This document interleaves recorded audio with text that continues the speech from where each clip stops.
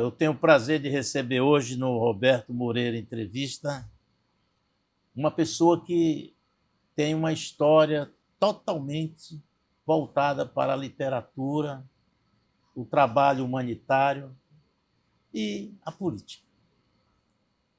Ele é, eu diria que, uma pessoa especial. Foi preparada pela vida, pelo ensinamento e por tudo aquilo que é ofertado, e quem pode usufruir, usufrui, para obter a sabedoria. Foi governador do Ceará, foi prefeito de Fortaleza, foi senador da República.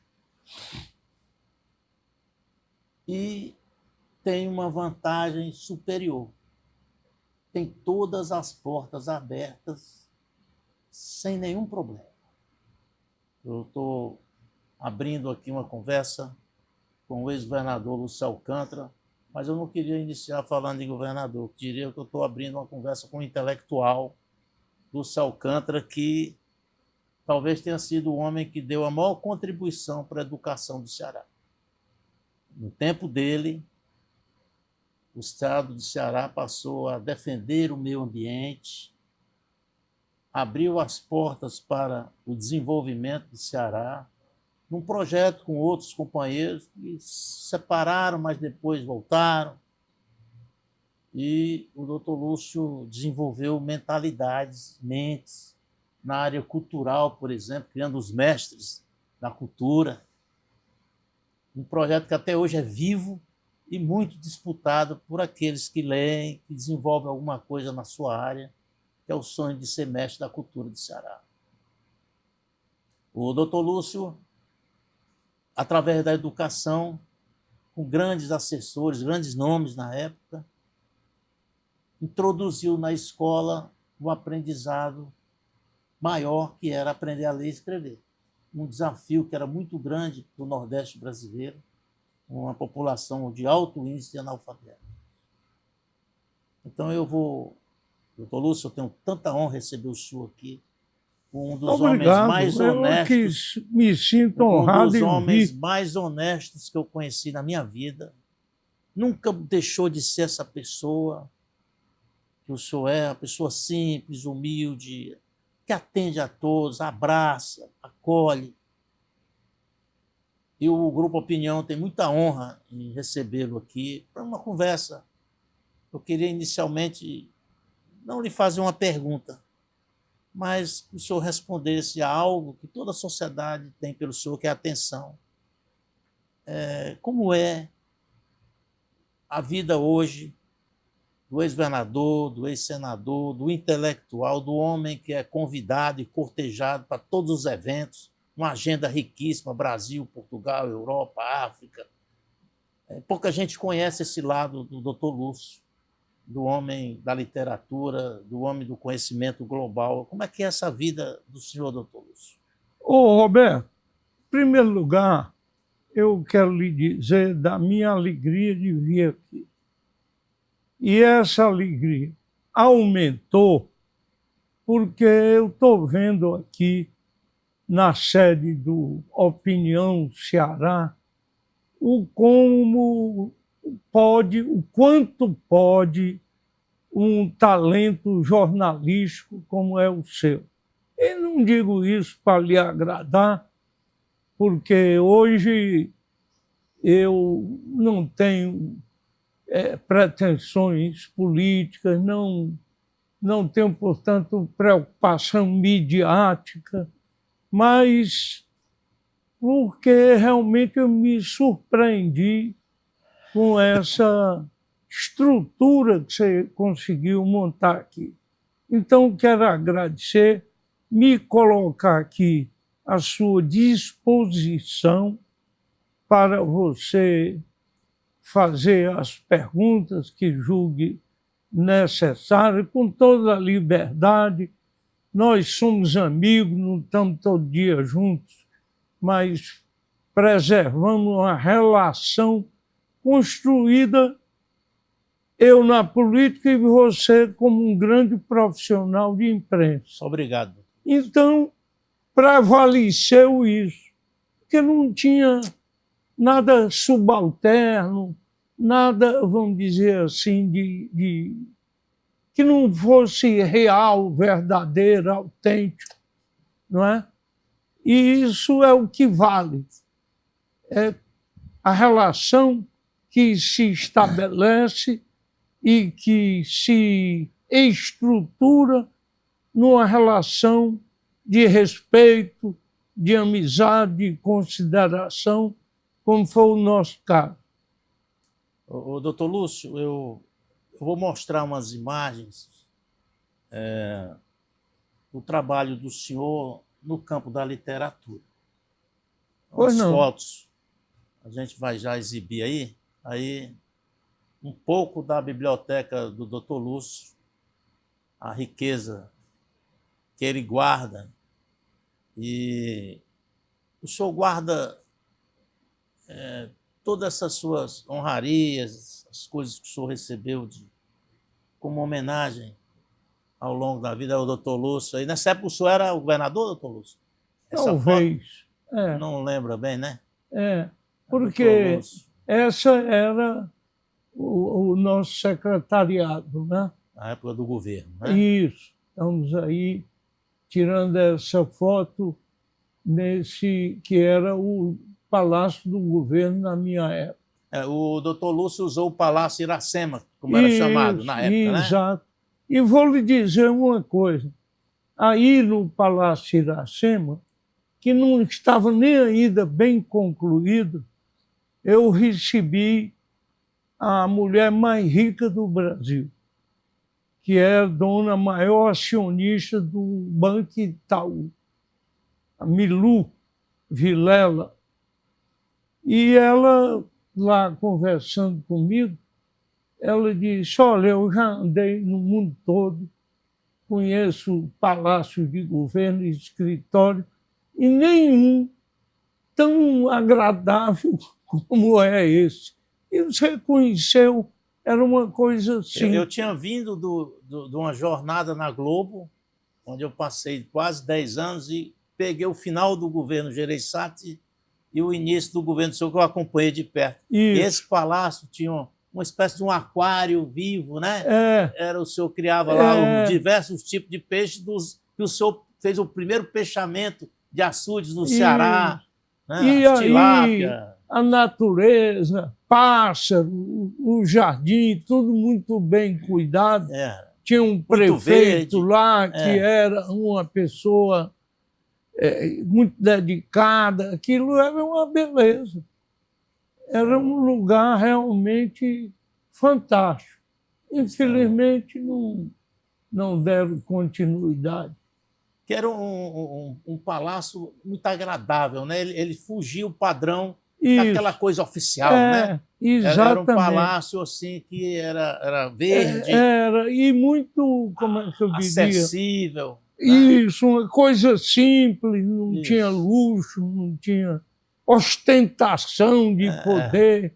O acesso também era muito fácil. Ele era um palácio translúcido, né? A iluminação era do dia. Isso. Né? Há pouco você falava, né, nessa... Em Barcelona. E na utilização da luz solar para iluminar naturalmente os ambientes, enfim. Então, a gente mostrou um pouco aí do doutor Lúcio, nós vamos mostrar mais fotos agora internas da sua biblioteca, uma das mais ricas do Ceará. O senhor, o Zé Augusto Bezerra, o senhor e talvez o Alto Filho tem as 3 maiores bibliotecas privadas. E o Cid Carvalho também. O Cid tem também? Tem. Uma biblioteca rica. Rica, muito rica. E volumosa. Porque existe uma diferença entre uma biblioteca grande e uma grande biblioteca. A biblioteca grande é aquela que tem muitos volumes, muitos exemplares, mas não tem raridade, não tem... A biblioteca grande pode ser até uma grande biblioteca pode ser até um número não tão grande de volumes, mas muita coisa importante, rara, tem uma consistência na seleção do... Mas são 4 grandes bibliotecas, essas que você citou aí. A do Zé Augusto é a maior de todas, porque tem muita raridade. O próprio Zé Mindlin, que foi um grande bibliófilo brasileiro, reconheceu na biblioteca do Zé Augusto uma biblioteca fantástica. Possuía coisas que ele mesmo não tinha na dele. O Zé Augusto, para quem não sabe, é um bibliógrafo, mas, na verdade, é um intelectual que veio do sertão, né? Ele é lá do Cariri. Não, ele nasceu em Iracema. Ah, ele é de Iracema? É. Eu achava que ele era lá do Juazeiro. Não, é lá de Iracema. Agora, foi muito tempo empresário, é empresário ainda, trabalhou muito tempo como representante da Philips.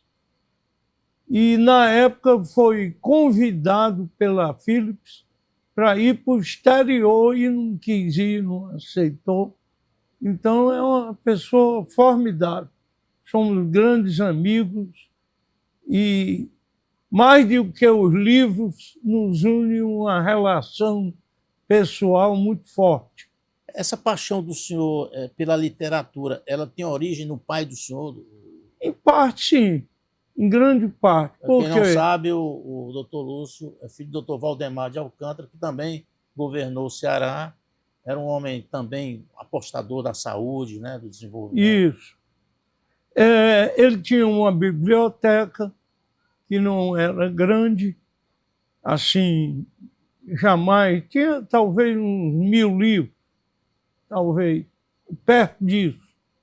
E eu, no gabinete dele, escritório dele lá em casa, na Bezerra de Menezes, eu ia ler à tarde, deitava lá no sofá, ia ler e tal. Então, por ali, eu fui formando a minha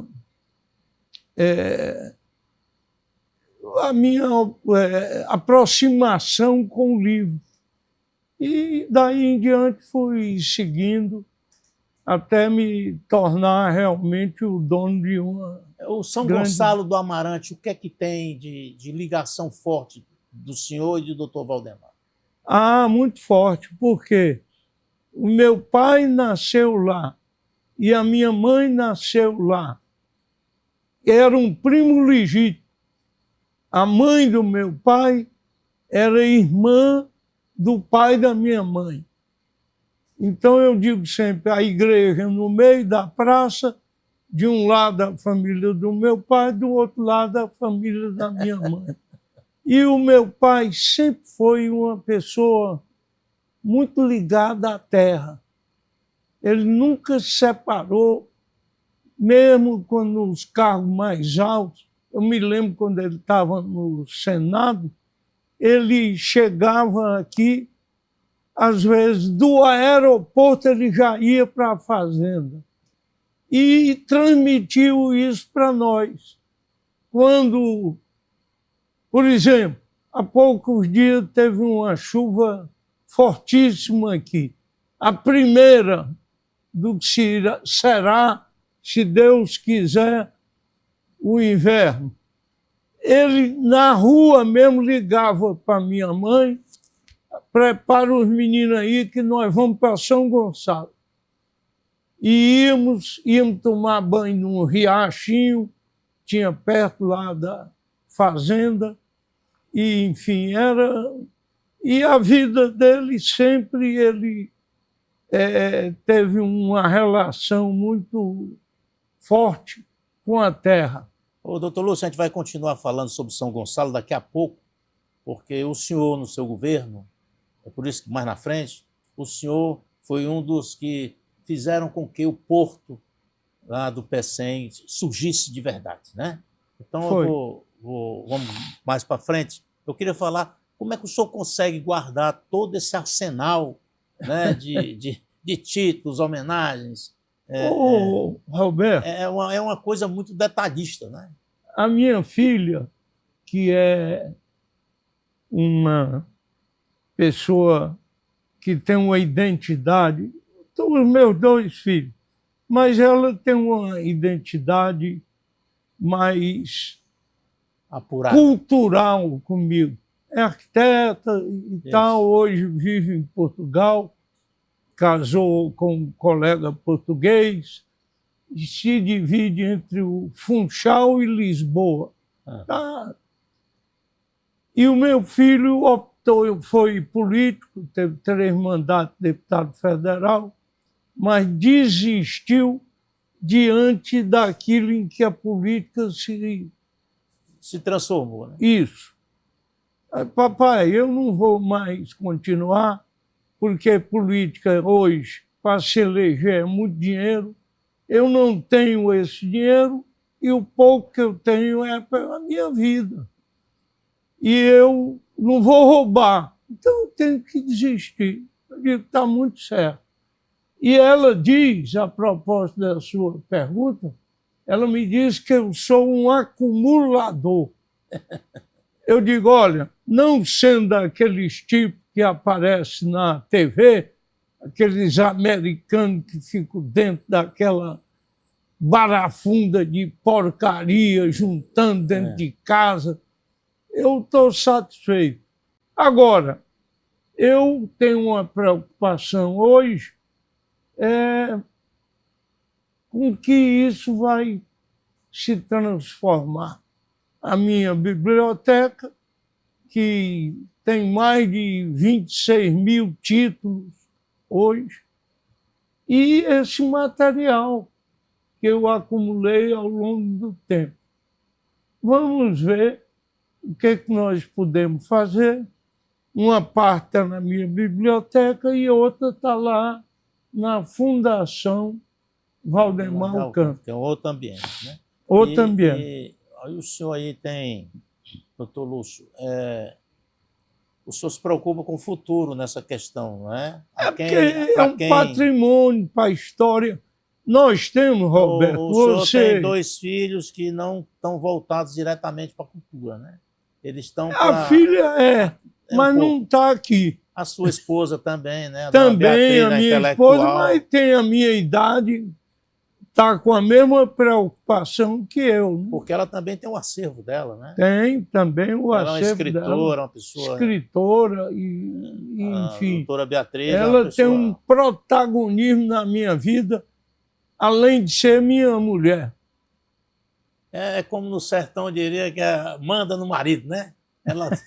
O senhor usa a palavra intelectualizada, que é o protagonismo, mas que, na verdade, é uma mulher que controla o casamento. Bom, as grandes decisões da minha vida foram partilhadas com ela. Por quê? A minha mulher nasceu aqui, pai e mãe portugueses. Separaram, ela tinha 4 anos de idade. O pai mandou a irmã mais velha dela, que ainda é viva, ela tinha 4 anos de idade, e um irmão mais novo que já faleceu. Serem criadas pela avó e o avô, lá em Portugal. Voltou para cá com 18 anos, sem nunca mais ter vindo aqui. Então, de repente, eu nem pensava propriamente em entrar na política. Meu pai nunca disse, não, você vai ser político. E como é que foi esse encontro aí, de Portugal e São Gonçalo? Ela estudava letras na universidade e eu medicina. Então, ela tinha amigas que também eram minhas amigas de família e tal.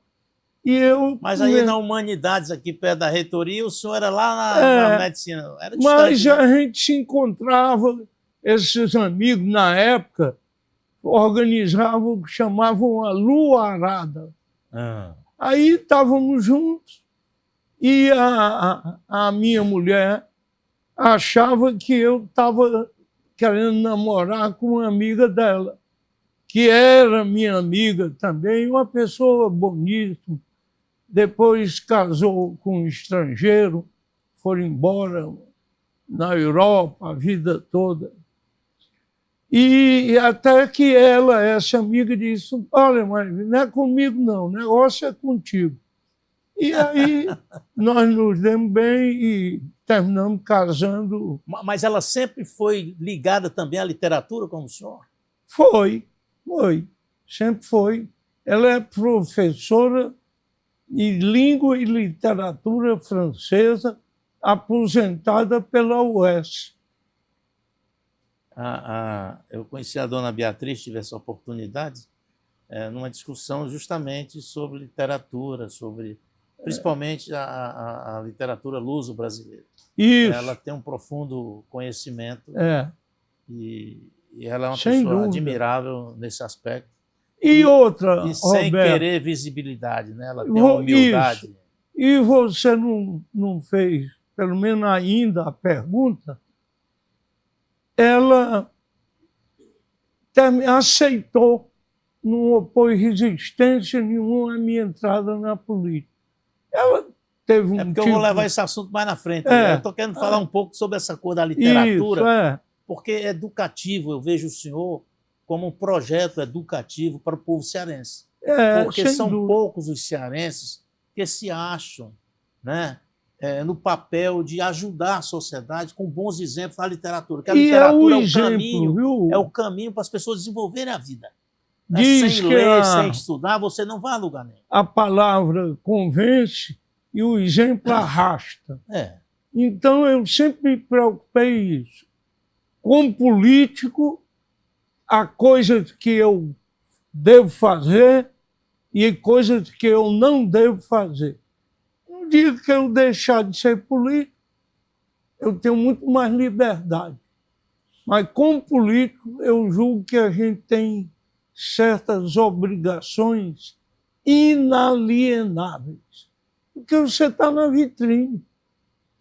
Como é que eu vou ser levado a sério se eu disser que o político tem que ser honesto e eu não for? Quem é que vai acreditar nisso? É o que o Brasil vive hoje, né, doutor? Isso. O Brasil vive hoje uma polarização onde essas pautas negativas estão inseridas, contextualizadas e dividindo o Brasil. E os protagonistas dão motivo para o povo desconfiar e desacreditar. O senhor acha que, por exemplo, a internet contribuiu muito com isso? Eu acho, sem dúvida. Porque as fake news, eu digo sempre, se eu colocar uma notícia na rede social, eu só tenho Facebook e e-mail, nada mais do que isso. O senhor não tem vida na internet? Não, praticamente não. Agora, veja bem, eu faço uma postagem no Facebook. Se for uma coisa séria, uma opinião fundamentada sobre um determinado evento, um determinado fato, pouca visita, pouco comentário. Mas se eu botar uma coisa mais, vamos dizer assim, menos séria, uma brincadeira, aí enche. Quer dizer, parece que as pessoas estão querendo mais coisas triviais, né? As pesquisas mostram que 92% das publicações na internet são fake news, são mentiras, são coisas para fascinar, né? Para vender, para ter acesso, né? Elas não são para as pessoas consumirem como algo verdadeiro, real.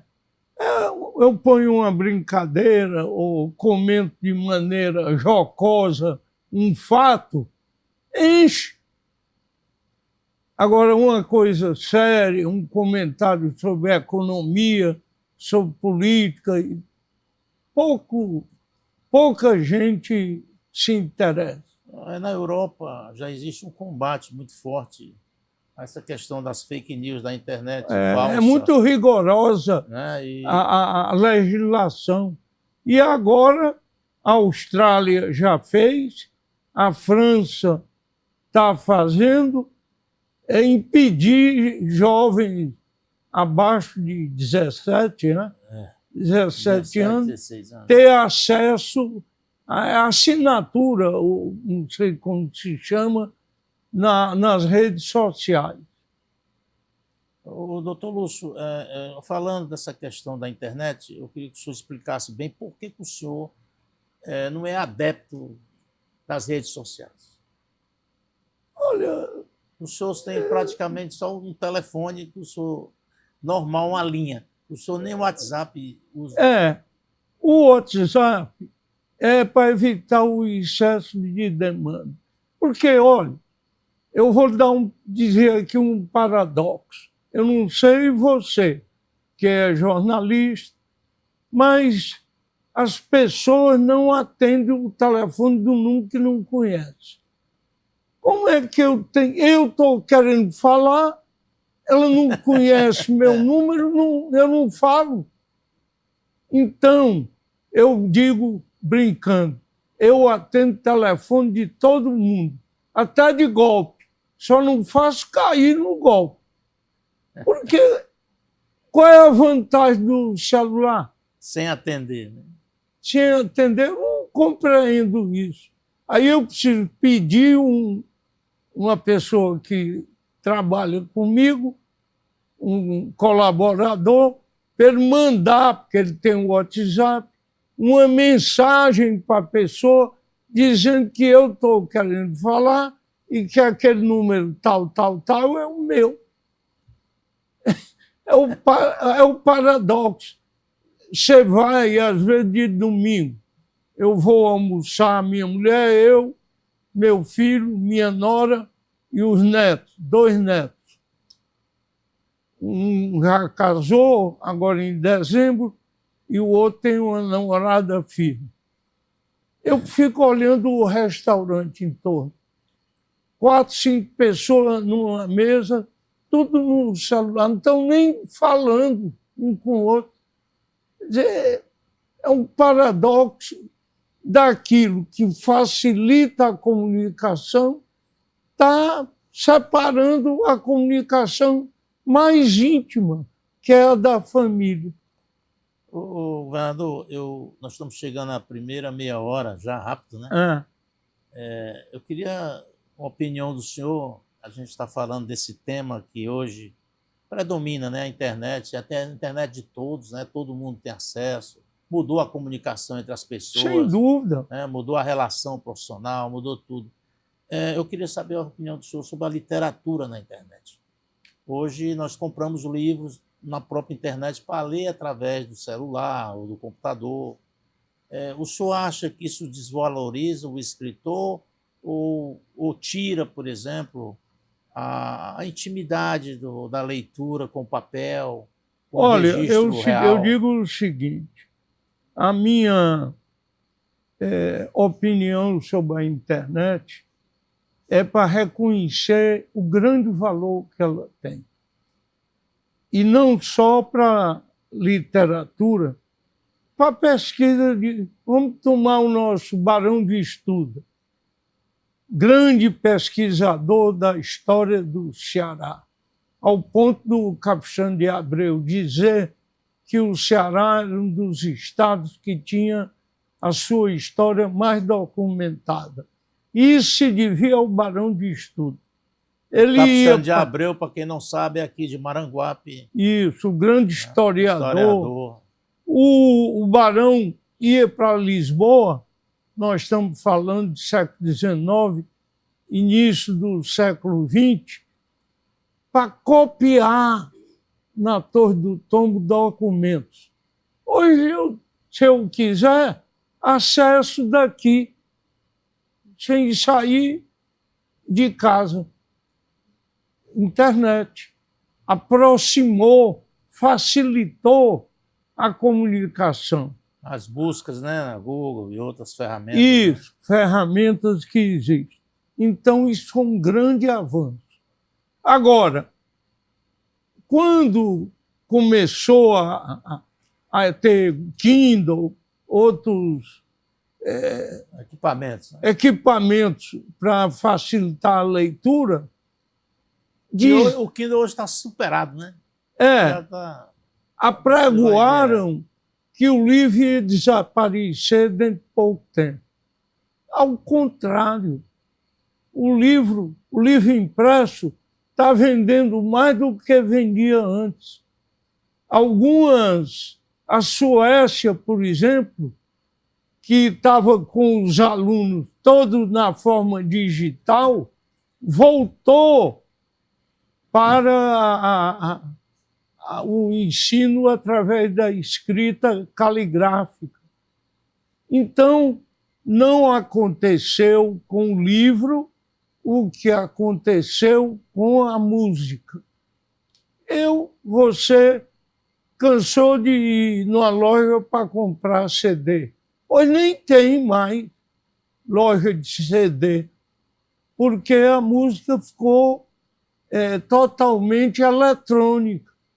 Então, a indústria musical sofreu o que a indústria do livro não sofreu. Talvez o jornal, você que é um jornalista, é que mais sofreu, porque eu gosto muito da internet para ler textos curtos. Eu nunca li um livro pelo o equipamento eletrônico. Não tenho paciência, canso, nunca gostei. Não tem sabor, né? Não tem prazer. Não tem sabor e tal.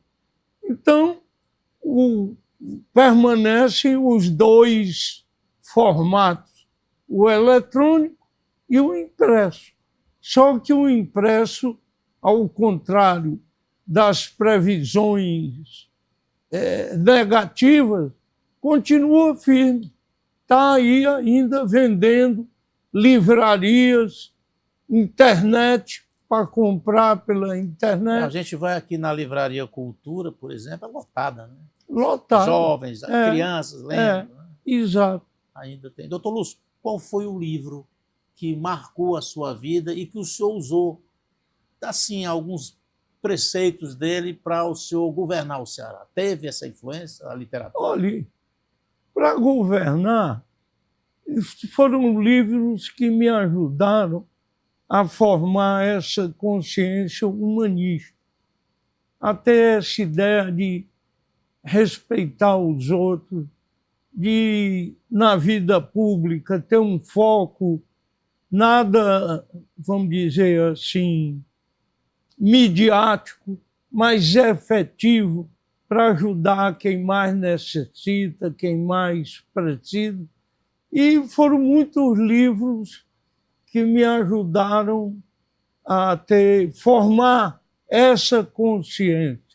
Eu cito muito os livros de um médico, que foi um grande escritor inglês, o Cronin, que me descrevendo o que era um médico na Inglaterra do século XIX até parte do século XX, das minas de carvão, da miséria, da exploração, da doença, da falta de assistência, em romances, até memórias, ele era médico também, em contraste com os médicos que tinham a clientela selecionada de Londres, da realeza, dos grandes capitalistas, dos homens ricos e tal.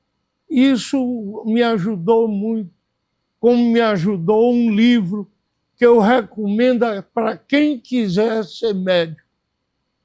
O livro de Axel Munthe, que era um médico sueco, que escreveu o livro de São Michel.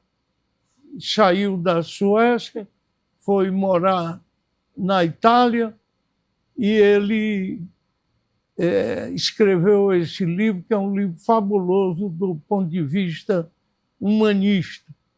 Então, eu nunca sei citar assim, um livro. Foram vários, e de alguns eu me lembro. Mas a literatura teve importância na sua vida Machado de pública. Assis, Zé de Alencar. Eu li praticamente a coleção da Jackson, 35 livros do Machado de Assis, na biblioteca do meu pai. Eu só não li o teatro dele e a poesia também não. Mas crônica, romance, eu li tudo. Até foi uma leitura precoce. Machado de Assis é um autor elaborado, mais difícil. Mas eu captei muita coisa que eu não tenho nem consciência que captei no livro dele. Comentaram em certa roda de amigos que o senhor teria lido ou teria sido informado, à época, quando o senhor era governador, sobre essa questão do meio ambiente, de um ambientalista austríaco chamado Konrad Lenz, que teria sido o homem que primeiro no mundo que carregou a bandeira contra a industrialização, a fumaça, essa coisa da indústria poluída. Eu sempre gostei disso. Eu posso ter lido ganhou mesmo. O prêmio, né? Ele, depois de velho, foi reconhecido, ganhou o prêmio Nobel da Paz. Mas li muita coisa sobre meio ambiente, sobre... Eu sempre me interessei por isso, dentro de um prisma realista. A Semácia é uma coisa do senhor, né? Nós fizemos muita coisa aí pelo meio ambiente, coisas que eu me orgulho de ter feito com a ajuda do Romeu. Isso, eu ia chegar nisso, né? Presidente da Assembleia, foi um grande superintendente da SEMAS. Que naquela época era uma secretaria, né? Era um poder. Né? Não era uma secretaria, mas a quem eu dei toda o poder. Força, todo o poder. E se eu só tivesse feito uma coisa, criado o Parque das Carnaúbas, lá em Granja, 30 mil hectares, eu já teria feito muito. Que é uma coisa linda, a variedade de espécies, animais, vegetais, os recursos hídricos que estão lá, o que eu fiz. E esse projeto do senhor deu início à lei que hoje você não pode derrubar uma carnaúba, né? Você tem que ter uma autorização. Foi minha. Exatamente. É crime ambiental você derrubar uma carnaúba. Infelizmente não observam isso. Transplantam. Então, tirando de um lugar, e muitas vezes transplanta errado para um lugar que não é propício para a carnaúba, ela morre. E no Quer mercado dizer, você matou uma carnaúbeira. E o mercado imobiliário, esse pessoal, eles são cruéis nesse aspecto, né? O terreno que tem carnaúba, eles dizem que não vale nada, né? Porque não pode derrubar. Aí ficam inventando ainda tem isso, né? E transplantando, né? Está na lei aí do senhor. E outro, nós estamos agora, eu estou engajado nesse movimento, onde está o Pio Rodrigues, é o grande líder. O do Maciço do Baturité. O Assis Machado, o Roberto Macedo, que infelizmente há pouco faleceu. E o Zé Carlos Pontes. O Zé Carlos, o César Montenegro e vários. César Montenegro, que é um dos homens assim, de uma mente brilhante, né? Isso. César. E o que acontece? Eu não sou contra. Agora faça o seu investimento dentro da lei. Respeite a lei. Que o valor, inclusive, do seu investimento e até o seu lucro, pode ser muito maior. Por quê? Na hora que você desrespeita a lei, você está prejudicando o clima, o frio, está prejudicando a fauna, a flora, o recurso hídrico. Na hora que isso se acabar, aquilo não vale mais nada. Então, até por sabedoria, tem que explorar no dentro, Brasil, né, preservando a natureza. Nós temos no Brasil muitos exemplos bons, né, de lugares a serem preservados, que Temos. tem parques, que tem todos os equipamentos e não precisa destruir a natureza. Né? Não. Dá para conviver. Conviver. Porque uma coisa é você ter um santuário ecológico, onde é tudo proibido. Muito bem. Isso é uma área determinada, onde o governo tem pleno domínio e é uma área diferente. No mais, é o convívio entre a exploração econômica, vamos chamar, e a natureza. Eu só acho que dá para ajustar ali a serra, dá? Dá. Um projeto... Agora, isso tem que convencer desde a criança. Eu sempre digo lá, o nosso alvo deve ser a criança, o professor e depois o muito idoso, que tem um passado na cabeça, como era aquilo. O professor, que é um líder, está formando mentalidade, e a criança para já nascer com essa ideia na cabeça. O senhor falou de um tema polêmico, que é Guaramiranga, me permita? Pois não.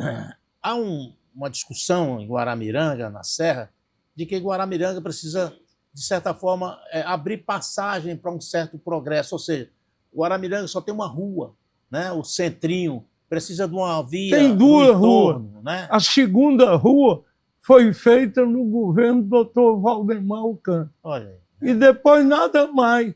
É inviável, do jeito que está, para o boom turístico que tem lá. Só que aquilo também tem vamos dizer, um limite hídrico. Tem água ali para todo mundo, todos aqueles hotéis, aquelas coisas todas.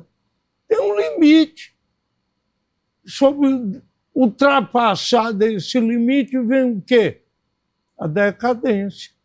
Vem a ruína da natureza. Concluindo um pouco aí, a gente já está caminhando, já é muito bom, agradável, né, doutor Lúcio? Está rápido o tempo. Eu queria falar com o senhor dessa questão da literatura, da política, do amor à arte. O senhor faz ligação da literatura com o que o senhor criou no seu governo fantástico, os Mestres da Cultura? Faço, claro.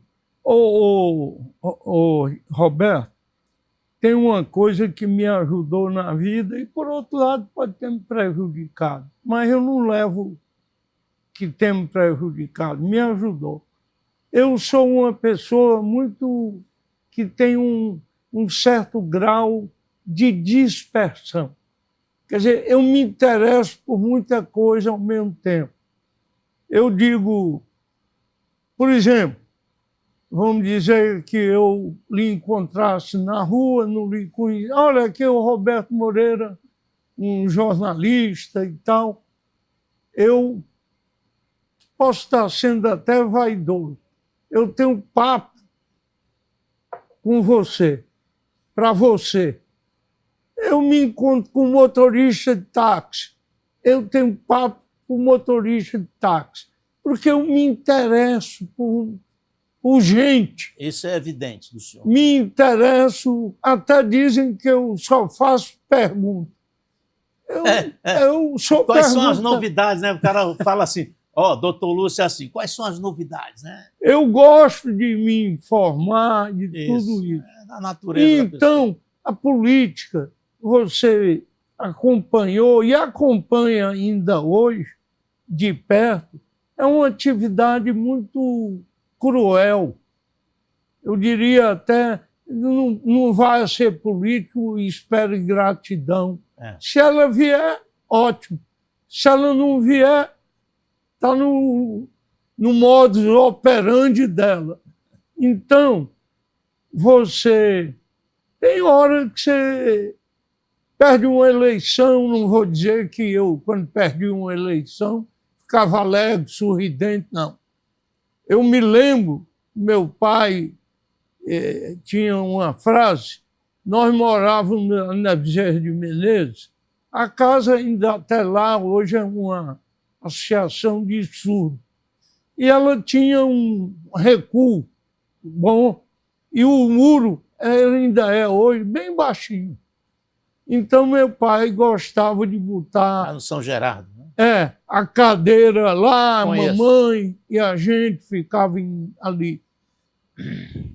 E ele dizia, olha, a política é assim, quando a gente está de baixo, né, se usava naquela época, o partido está de baixo, o partido está de cima, quando ganhava de baixo, quando perdia, o capim cresce na porta da gente. Então Café frio. eu entrei na política preparado para isso, porque sabia que é uma atividade incerta. Então, eu era médico da Previdência, professor da faculdade.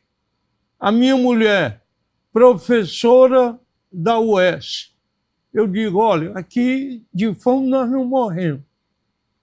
Segundo, família pequena, 2 filhos, uma vida simples. Você nunca ouviu falar de mim, ando carro de luxo, viver jatinho, viver viajando. No governo, eu continuei morando no meu prédio, comendo do meu bolso. A única coisa que eu tinha era um telefone e o segurança lá embaixo. Que a lei lhe permite. Claro. E não fui morar em residência. Olha, eu ganhando ou perdendo, estou em casa. Não tenho que estar me mudando nem nada. E o mesmo eu fiz andando na beira-mar, continuar andando de bicicleta, frequentando os mesmos ambientes e tudo. Porque eu digo aqui, eu estou no meu status. Não muda nada. Né? Não muda nada. Do que, de repente, ter um baque, ficar... Aí outra coisa, para concluir a resposta. Eu ia para a literatura, para o convívio com meus amigos acadêmicos, e pronto. E aí eu fugia daquela que podia ser uma depressão. Quem está na política tem uma vida muito ativa, muito dinâmica. Eu sempre digo, 24 horas não dá ainda para a política. É porque a gente não aguenta 24 horas. Então, nisso, eu me estabeleci o meu equilíbrio emocional. Tudo. Se o senhor me permitir, responda claro. Se quiser. O senhor falou de derrota na política. O processo de reeleição do senhor foi um processo doloroso, de um rompimento das pessoas que estavam com o senhor, né? Não do senhor. E o senhor pode revelar o que aconteceu naquela época, naquele momento? Posso repetir aqui. Eu dei, na ocasião, fui ao Air, liguei para ele, nos últimos dias de governo. Aí, eu quero dar uma entrevista na Verde. Aí o senhor está falando do Ayrton Queiroz. Né? Do Ayrton Queiroz. Certo. Eu queria dar uma entrevista, porque eu queria deixar um legado histórico, inclusive sobre o que aconteceu. Pois não, mandou imediatamente, ligou para o Edson Silva, e nosso amigo. Pádua.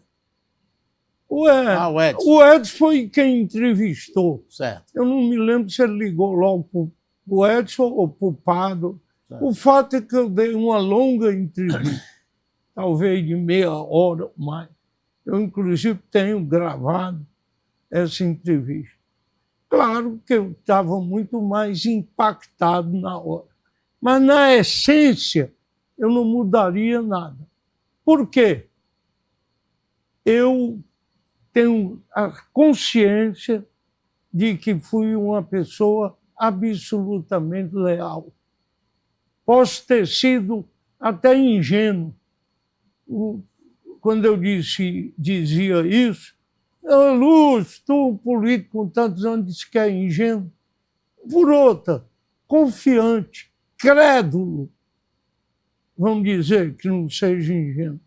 Então, eu acreditava no que me diziam. O Ciro, por mais de uma vez, eu interpelei ele, ministro, e eu, governador. Eu quero saber se vocês vão me apoiar. Claro! Meu irmão é muito novo, é um grande quadro, mas ainda não está maduro. Você está fazendo um excelente governo, tem direito à reeleição. Tássio Gereissati nunca disse que não ia me apoiar. Mantinha uma relação com ele cordial, tranquila, não tinha motivo nenhum para duvidar de nada dele. Ele ouviu todos os prefeitos, deputados, todos se manifestaram a favor de apoiar a minha reeleição. Eu tinha índices excelentes de avaliação positiva. Pela Folha, não era paga por mim, não. Folha de São Paulo, você sabe que é independente, é isento.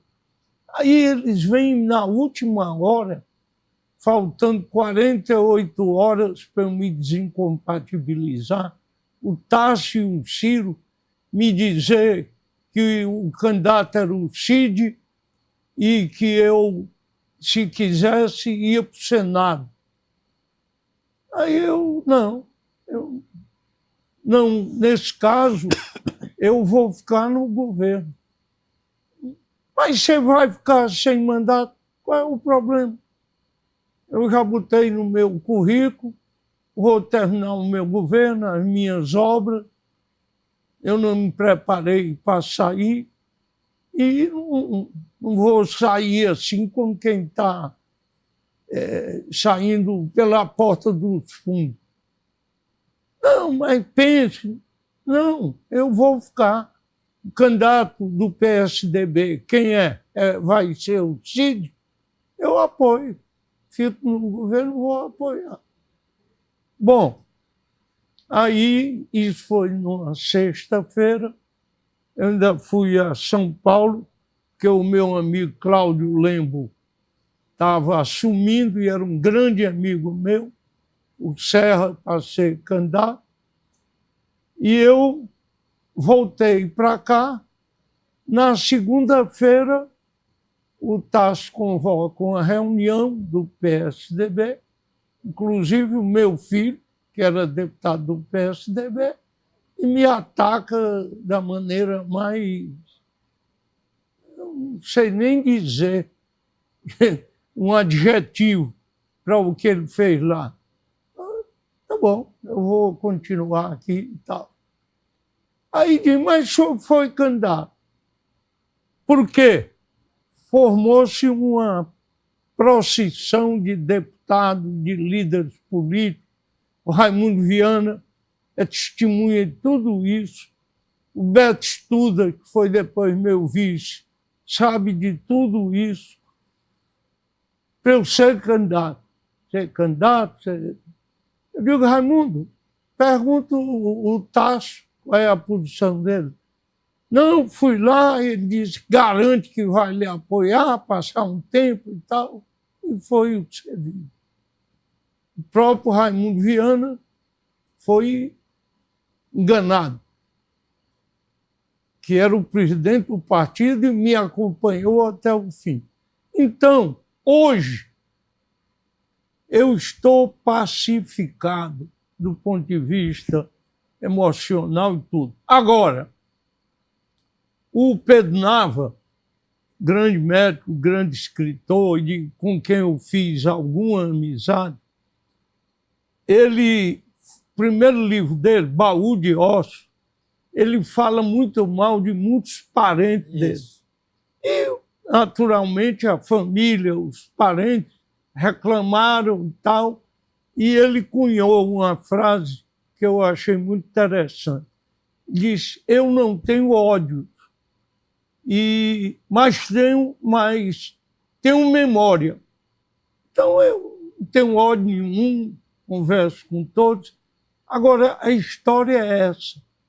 É a mesma, quando me perguntam, eu repito, às vezes com mais detalhes, às vezes menos detalhes. E eu, quando conto isso hoje, é só por uma história. Está aí, saber o que Passou, foi. né? Tenho nada contra ninguém, me relaciono, não intimamente, nem tenho essas pessoas na minha roda diária e tal. E eu respondi uma vez uma entrevista aquele do Povo, que escreve economia, Joel, como é o nome dele? Jocélio. Ah, o José Léo. Uma vez ele entrevistou o ex-prefeito e me perguntou sobre isso. E eu disse: olha, depois da morte do meu pai e da minha mãe, o maior sofrimento que eu tive foi isso. Esse episódio que eu os tinha como amigos, pessoas que 6 meses antes me procurassem: olha, nós não podemos lhe apoiar por isso, por aquilo outro, vamos encontrar um acordo. Eu era político, passado na casca do alho, sei como essas relações são voláteis.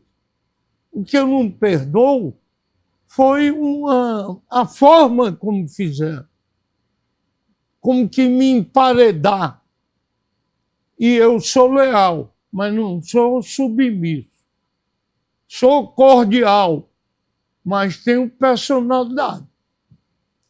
Doutor Lúcio, a gente está chegando no final. Eu queria saber o doutor Lúcio hoje, né? Eu sou passar na borracha aí nessa história. O senhor disse que é do passado e já superou. Agora, eu tenho que lhe dizer o que aconteceu. Isso. Não, E o que eu senti na época.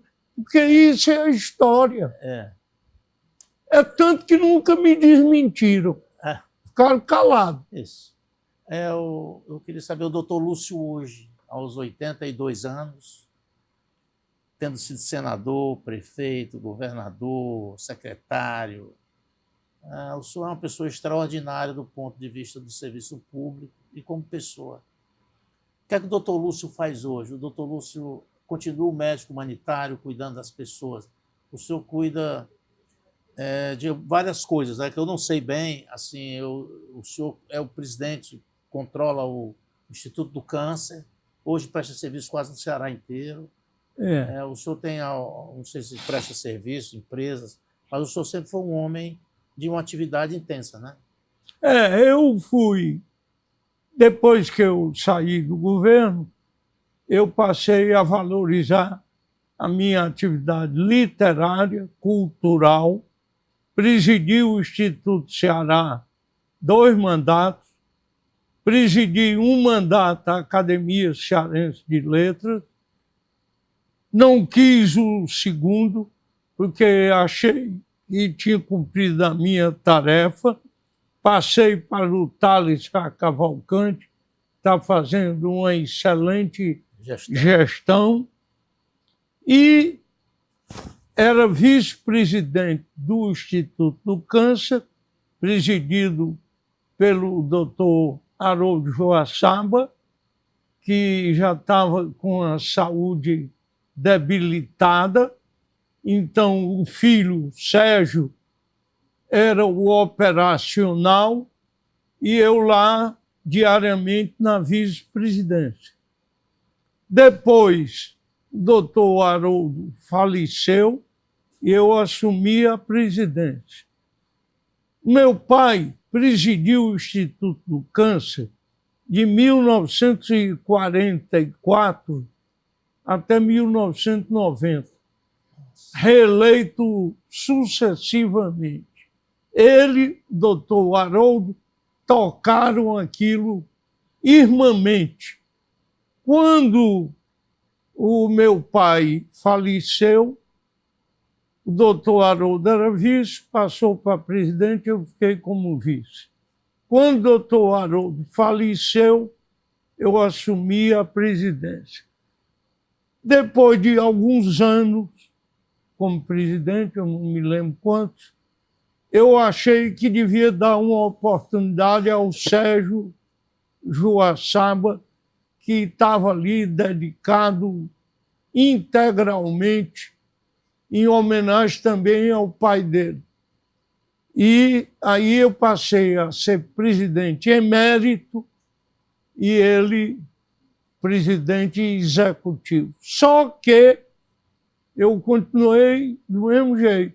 Toda segunda, quarta, sexta, eu estou lá ajudando, aconselhando, orientando, dando a minha experiência e atendendo às pessoas que me procuram e eu possa ajudar dentro do possível. Fora isso, pequenas rodas que nós temos. Toda quinta-feira um grupo se reúne ali no Le Pen, aquele bistrô ali, a partir de 6 horas. E é isso. É a turma da tapioca, né? É, Juarez a turma Leitão. da tapioca. O Juarez não deixou de fazer regularmente, né? Mas, enfim, é isso aí. E vou lhe dizer uma coisa, é compromisso por cima de compromisso. Isso, uma agenda intensa. E me convidam para muitas coisas, meus amigos, e eu me julgo obrigado, a sendo possível, ir. Porque acho que quem convida, muito mais do que aquele convite formal, né?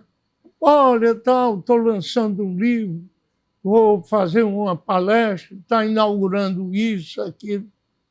Eu procuro prestigiar meus amigos. Doutor Lúcio, a gente chegou ao final, poderíamos conversar 2 dias, né? Mas o senhor Pois virá outras vezes, né? Outras vezes tem Foi um coisa prazer aí. imenso receber o senhor aqui, a honra da gente ter o senhor aqui, agradeço muito. E se o senhor quiser fazer algum registro que não foi feito... Eu só quero renovar aqui a minha agradável surpresa com que eu encontrei aqui. Lhe dar os parabéns, Obrigado. porque você foi uma pessoa que ocupou um lugar de relevo, um grande grupo de comunicação, e depois de cumprir sua missão lá, teve um novo desafio, que não era simplesmente ser jornalista, era ser um líder, vamos dizer, de um pequeno grupo, mas é um grupo, porque você tem muitos produtos de comunicação alinhados com essa forma nova. E, se Deus quiser, vai crescer, porque você tem competência para isso. Obrigado. E há um nicho senhor é bom. aí. Eu ainda gosto de ler o jornal impresso, mas é difícil, né? Quantos jornais impressos nós tínhamos aqui e hoje temos raros são uns que ainda sobrevivem. Mas é isso mesmo, o mundo muda, se transforma. O que a gente não pode é mudar o caráter, mudar a personalidade, a forma de ser, a conduta. Isso não. Porque alguém pode, não, o Lúcio é antipático, o Lúcio é aquilo. O meu pai diziam, um amigo dele disse, doutor Valdemar, o senhor é um político, senhor precisa mudar, o senhor tem a cara muito fechada. Meu filho, essa é a cara que Deus me deu. E pela sua forma de ser, foi tudo na vida. Aí, sem transigir, sem... Houve a extinção dos partidos políticos, uns foram para a Arena, ele foi, outros foram para o PSDB, ou para o MDB. Pois bem, ele continuou em Brasília com o doutor Zé Martins, tomando coalhada na casa dele, lá em casa, minha mãe, ele, a dona Zilda, a mulher dele, Figueiredo Corrêa, todo continuou com os mesmos amigos. Ele nunca foi se prevalecer para isso, para perseguir, para nada. Então, eu, de certa forma, repeti o itinerário dele, sem que ele nunca tenha me dito: você vai ser médico, você vai ser político, porque ninguém pode determinar um caminho com a pessoa. Eu recebo muito, agora mesmo, jovens querem ser políticos, vão lá. Meu filho, primeiro me diga por que você quer ser político. Se é porque você tem apreço pelas pessoas que precisam de política sadia, de solidariedade, de uma política humana, que mire para quem precisa do político, do poder público, você está no lugar certo. Se você está pensando na política para ganhar dinheiro, como a política como empresa, nós encerramos a conversa aqui. Segunda pergunta: se quando é casado ou tem uma noiva, uma namorada firme, o que ela diz? Ela está de acordo? Porque se não tiver, não vá. Porque o seu casamento vai acabar cedo. Porque a política absorve, ela exige, no mínimo, que a mulher aceite. Mesmo que ela não faça campanha, não vá atrás de voto. Você tem que ver essas duas coisas. Dependendo da resposta que você me der, nós vamos continuar a conversa. O que eu aprendi, porque o último livro, o livro mais recente da política, ninguém ainda leu. Então a gente está sempre por aprender. Doutor Lúcio, em uma frase, o senhor acha que ser presidente da República e ser governador é projeto ou é destino? Eu acho que é destino. Eu acho que é destino. Eu não nego que eu aspirava a isso. Por quê? Porque eu tinha ideias que eu queria colocar em prática. Infelizmente, eu só tive um mandato. Mas se eu só tivesse feito uma coisa, criado o Fundo de Combate à Pobreza, eu já me julgava que tinha cumprido o meu dever. Foi o primeiro instrumento orgânico para um combate estrutural à pobreza. Não é da Bolsa, é boa, é importante a Bolsa, mas a Bolsa é um socorro imediato. Fundo de Combate à Pobreza era uma forma estrutural do dinheiro chegar direto na bolsa do pobre.